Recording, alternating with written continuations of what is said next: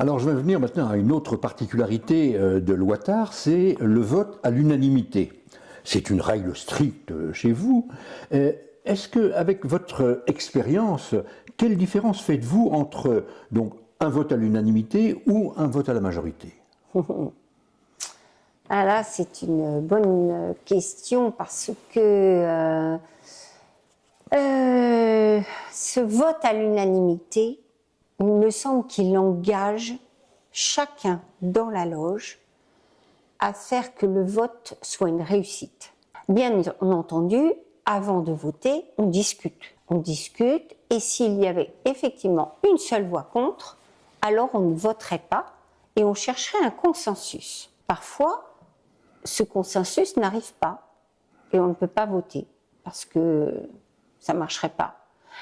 Alors, ça m'est arrivé une fois dans une de mes loges, il faut chercher une autre façon de tourner et de trouver une autre solution, une autre proposition pour obtenir ce consensus. Et on y arrive.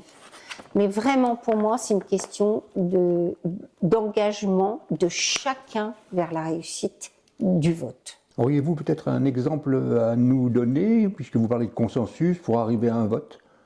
Alors, est-ce que vous avez peut-être cela en mémoire? un exemple qui aurait été un peu compliqué, ce qui peut arriver le plus difficile, que j'ai vu une seule fois, j'ai été initiée en 1987, donc une seule fois j'ai vu cette complexité d'un choix d'un vénérable maître. Donc une voix s'est élevée contre.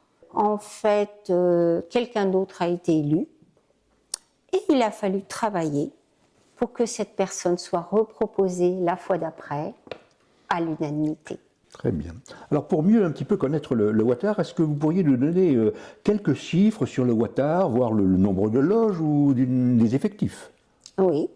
Nous avons à peu près 1200 membres, environ 70 loges.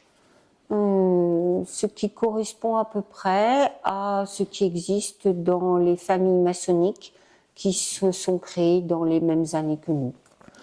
Et vous êtes présent en France, à l'étranger, très rapidement peut-être une Oui, on est représentation présent. géographique?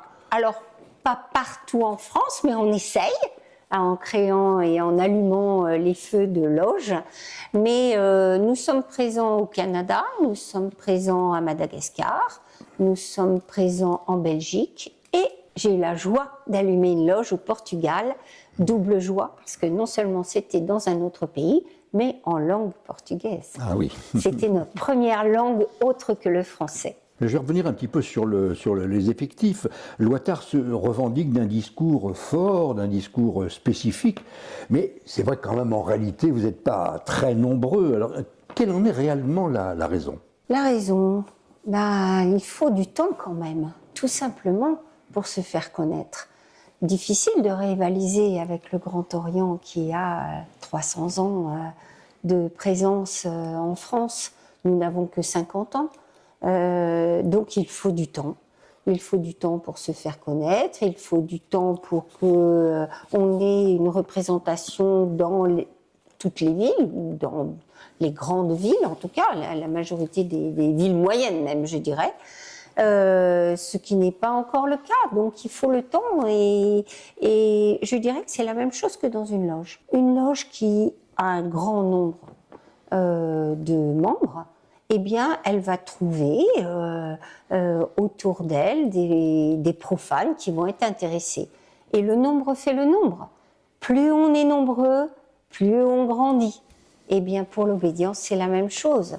Donc, on peut espérer que, mis à part les débuts où nous avons effectivement monté très rapidement en nombre et que nous avons stagné et on continue à monter progressivement, un jour, le nombre fera que ça va exploser.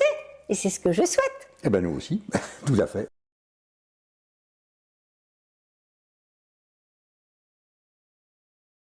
La souveraineté totale de la loge va même jusque à faire sa propre justice maçonnique. Est-ce que cela peut entraîner une dérive qui ne serait pas en accord avec vos principes maçonniques? Effectivement, chaque loge, d'une certaine façon, va gérer ses difficultés.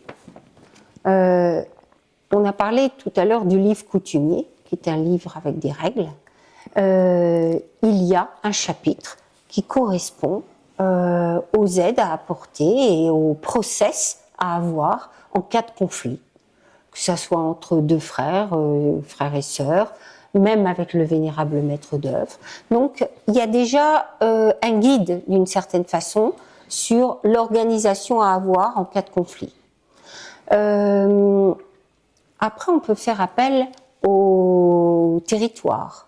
Le territoire peut apporter des conseils, et c'est un des rôles du grand maître territorial, d'apporter des conseils avec son grand orateur, avec son grand hospitalier, essayer de trouver des solutions à apporter aux difficultés. Et puis si tout ça ne fonctionne pas, on a une chambre de justice maçonnique qui est au niveau de l'ordre et dont les membres sont élus chaque année pour renouveler cette chambre maçonnique. Fort heureusement, on n'a pas eu beaucoup à l'utiliser.